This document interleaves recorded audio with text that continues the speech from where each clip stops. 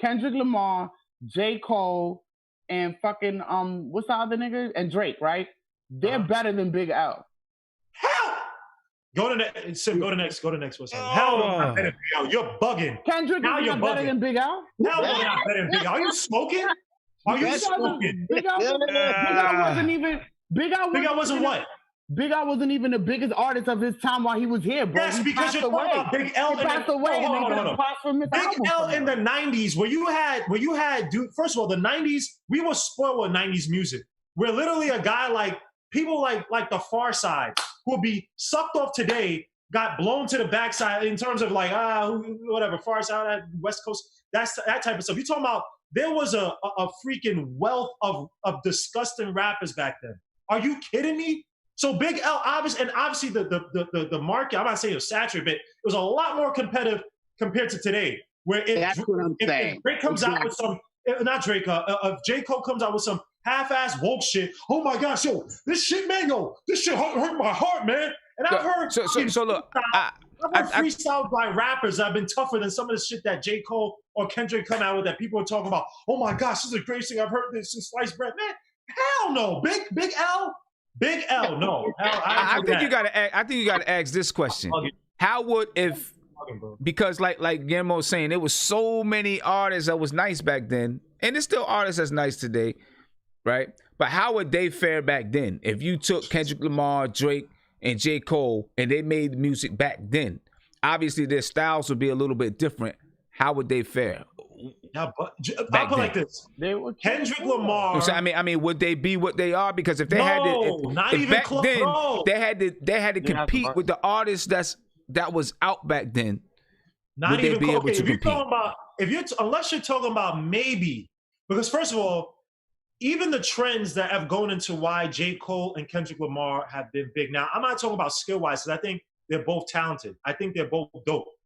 But again, the reason why they're seen as great is because the tides of rap have changed where people want to go to more of the woke route. So J. Cole after Ferguson, I'm not saying he wasn't woke before that, but I'm saying he kind of blew up into where he is now, his stature now, right? He was big, relatively big, but he blew up bigger from the whole Ferguson, after the Ferguson stuff.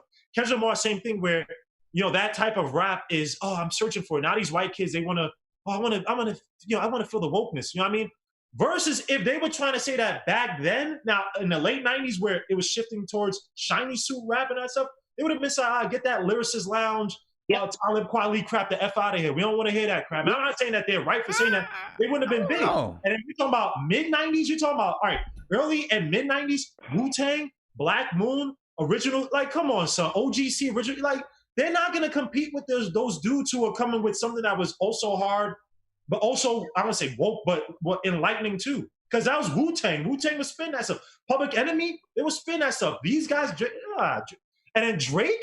I don't know about Drake, but I think Kendrick Lamar and J. Cole, they could be right in the mix. Hell no. I think they could be. Come on, man. You gonna tell me these? You gonna tell me that Kendrick and Cole they're not lyrical enough? They don't, because obviously they would be a little bit, and they can't flow. I didn't say that, Sim. So I mean, if they're lyrical enough, they would have to have. First of all, back then you had to have quotables, and I'm not saying that they don't. Their quotables ain't touching the Biggies, the Tupacs, the Nas's, the Jay-Z's. But you also got to understand that they would be a different artist back then. Fact. They would be on different music. They would be a different artist. You know what I'm saying? So things would, they might not, Cole might not be singing on tracks. You know what I'm saying? Because it would be different. So the thing is, can their skill set transcend? Which I think it can. I think at least be able to survive, but they wouldn't be as big, Sim. I think they'd be able to survive. They just wouldn't be as big. I don't know. I mean, it's hard to say because clearly, you know what I'm saying, both of their styles, evolved from artists from back then. You know what I'm saying? So who knows what kind of style they would have had. You know what I mean? Because their styles evolved from, some of these artists from back then. So we got a caller on the line. Caller, what's poppin', man? What's your name? Where you from? Yo, what's going on? It's made by Harlem. Oh, what's going on, man? You coming to put your boy in check? Hang up on him. on him, bro. We don't talk about Big L. He's a hater. That's what it is. Marco's a hater, son. He's a hater. Yo, I had to call up just to tell Marco, you gotta relax. You gotta relax. J. Cole better than Big L. You know why I said that? Because me and Maybach Harlem had like a 3-week argument about who's better, Big L or Cannabis. So I already know. Cannabis? Who did you pick Cannabis? He picked Cannabis. Hold up, Marco. You actually said Cannabis?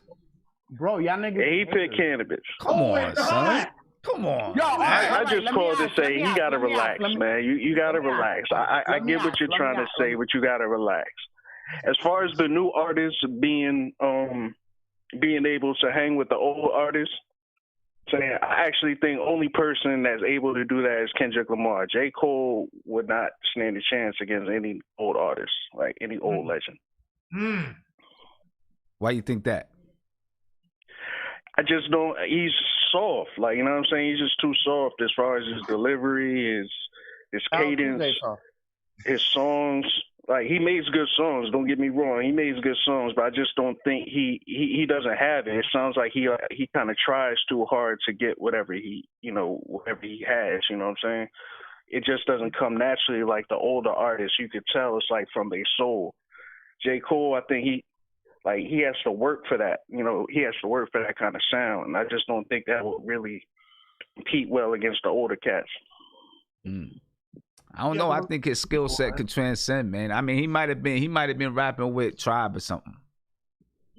That's true. I could see, even with that, I could see him kind of, Consequence back in the day. I think Consequence would probably wash him. You know what I'm saying? Because he was pretty dope.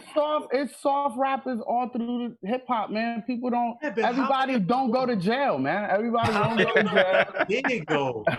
How many of them are big? Because back then, people didn't want to. If you were talking about woke stuff, people wanted it to come from a so-called realer place. That's why Tupac was so big. Because Tupac is not more lyrical than J. Cole or Kendrick, but Keep Your Head Up, Dear Mama, like.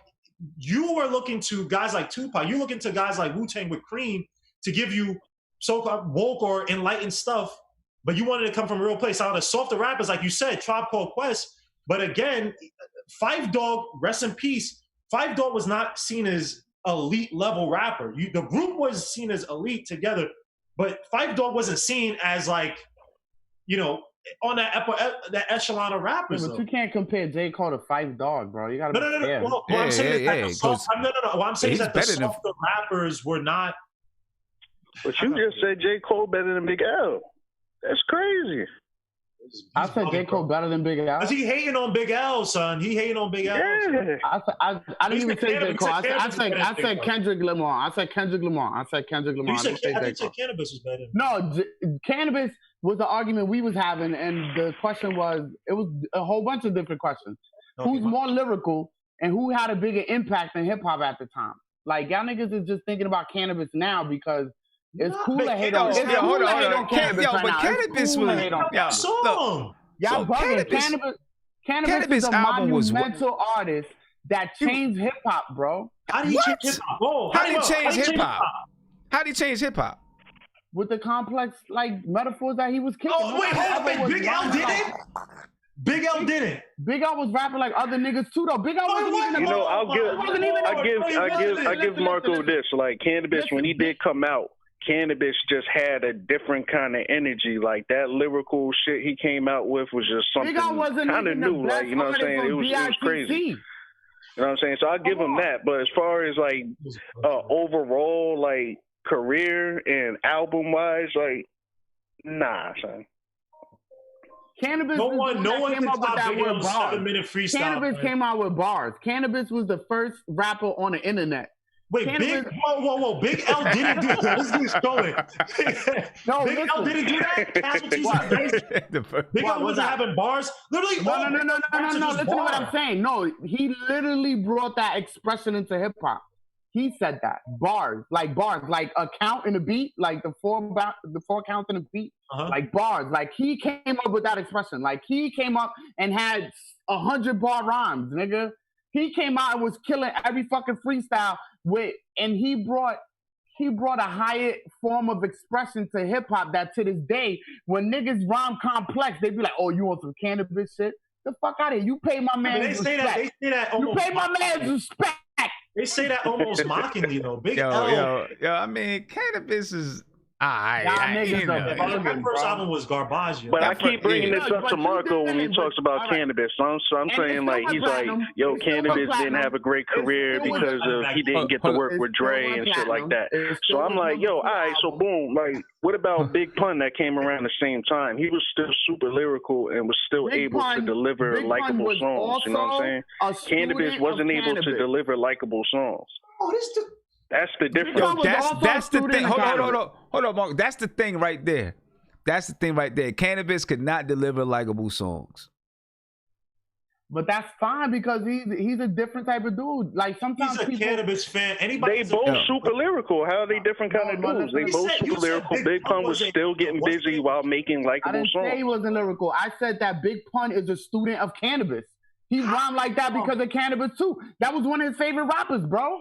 What are you bugging, bro? To say he was a student of cannabis? Yes, nigga. Big Pun was trying to rap like cannabis. Yes, he was, nigga. Cannabis came first, and he was trying to rap like cannabis too, nigga.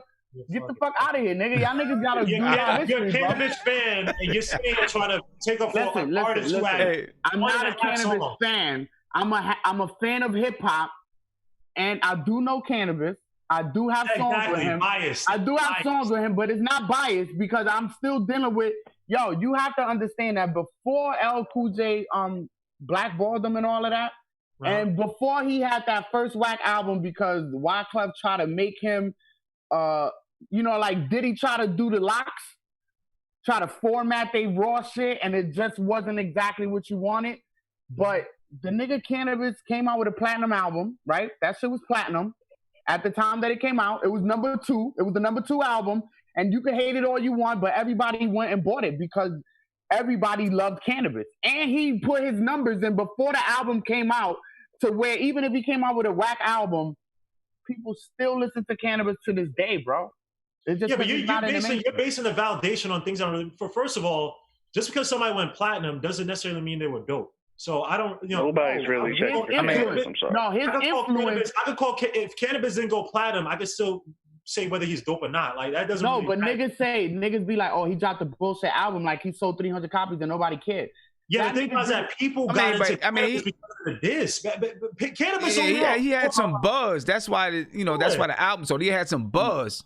And if it was a dope, but if it was a dope album, it probably would have did better than that. If it was a dope album. You know what I'm saying? Because he had a lot of buzz around. Longer than it did. So what happened? So Wyclef tried to do some Fuji style type shit with him that worked for the Fugees, but Cannabis wasn't that type of rapper. He's not Praz, nigga. He's not Lauryn Hill. He's one of the most lyrical niggas that ever came out. And you gave him some beats and premises and tried to produce them. And remember we talked about a producer and how important he is? He tried to produce them in a way to make them successful over saying, yo, Cannabis, eat MCs, nigga, and kill niggas. And then when he did the song about eating MCs, is one of the best diss song, if not the best diss song ever in hip hop second round knockout, bro. My nigga is dope. It's dope. It's dope. It's definitely dope. I think the thing with you're right. Like they didn't have they didn't really know how to market them. That's all. It just boils down to songs, bro. Yeah, and albums. Right. They didn't know how to market them to make songs that was going to be appealing, you know what I'm saying, to we all everybody. Know Cannabis is done nice at lyrics, but he can't make songs, bro. Yeah, yeah, because Tim, you know Cannabis got an infinite song, right? You said got what? You what? Ever heard about that? Cannabis has an infinite song. You ever heard about that? Like it's still going on. I heard about it. Cannabis. Look, when I first met Cannabis off of MySpace, right? He sent me 1,000 bars, right? 1,000 acapella bars. Then it was this fucking. It looked like an Egyptian fucking cave, right? And it had a sound mixing board, right? With 5 tracks of 200 bars, right? And then 3 tracks with 3 different beats. No matter how you switch the bars and how you switch the beats, the song never ended and it kept going. That don't mean it's good. Who gives a fuck? That shit. I mean, come on, bro. Hey, man, by Harlem, I'm gonna let you go, man. We got someone else trying to call in. I appreciate it, man. You hear what I'm saying, though? He's done some monumentally creative shit that a lot of people haven't done. I know, but but you gotta. I mean, people gotta know about that stuff in order for it to. Was like the first buzz from all time. Like, Tim, you know what happened?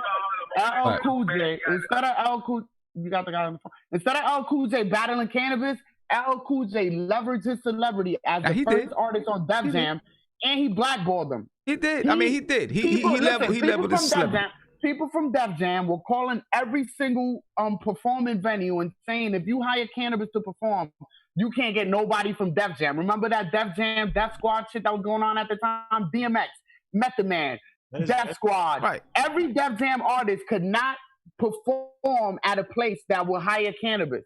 So that's why you stop hearing about Cannabis. And the first time he performed back in Brooklyn was in 2010. So you're not going to tell me that he just disappeared because he was whack. That nigga LL Cool J got crushed, and instead of rapping like a man, he leveraged. Who does that? What hip hop battle niggas is blackballing niggas when they crush you lyrically? LL Cool J's a sucker. Well, go ahead. Let me get to this caller right here. Caller, you live, man. What's popping? Turn that down in the back for me.